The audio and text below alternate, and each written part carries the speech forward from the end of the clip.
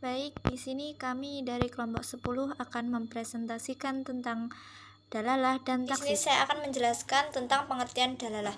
Dalalah adalah petunjuk kepada yang dimaksud atau memahami sesuatu atas sesuatu. Kata sesuatu yang disebutkan, pertama disebut madlul, yang artinya ditunjuk.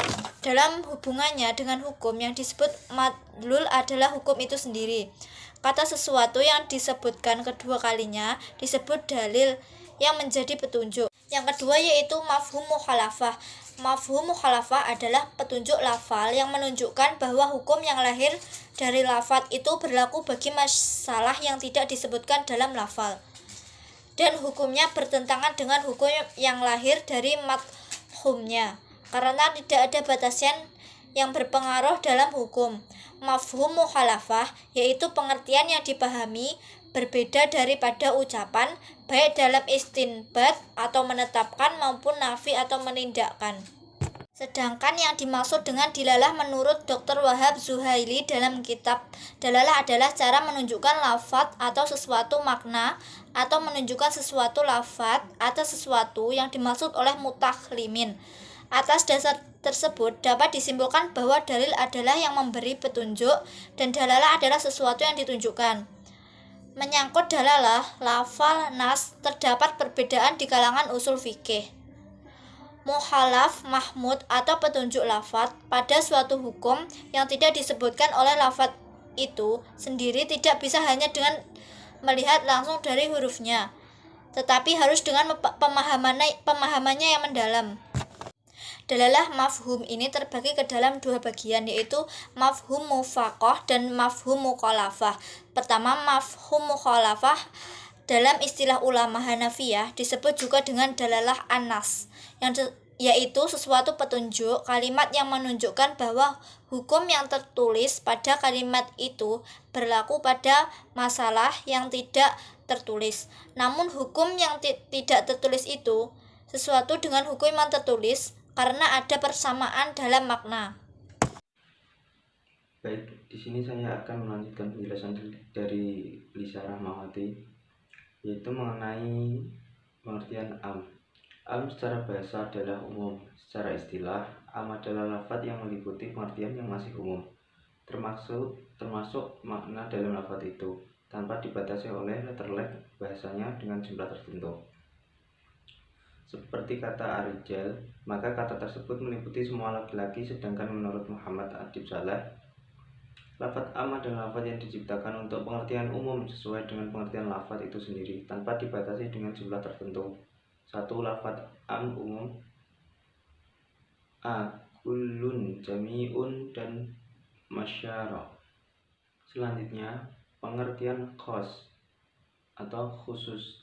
Di samping lafaz am, ada juga lafaz khos, yaitu perkataan atau susunan yang mengandung arti tertentu yang tidak umum. Jadi khos adalah kebalikan dari am. Lafaz khusus adalah suatu lafaz yang digunakan untuk menunjukkan suatu satuan tertentu, berupa orang seperti Muhammad atau sejenisnya.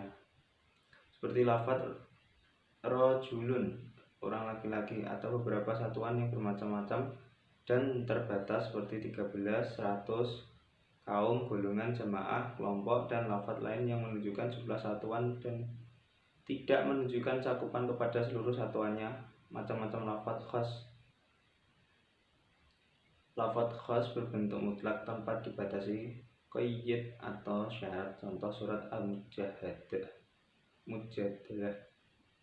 yang artinya, dan orang-orang yang mensihir istri mereka, kemudian mereka hendak menarik kembali apa yang telah mereka ucapkan, maka wajib atasnya memerdekakan seorang budak sebelum kedua suami istri itu bercampur.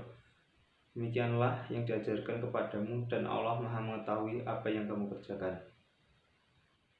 Pengertian takhis, upaya mengeluarkan sebagai daripada satuan-satuan lafaz am dari ketentuan lafaz am, dan lafaz am tersebut hanya berlaku bagi satuan-satuan yang masih ada, tidak dikeluarkan, disebut takhis. Ketika membicarakan lafaz am dan lafaz khos, tidak bisa terlepas dari takhis.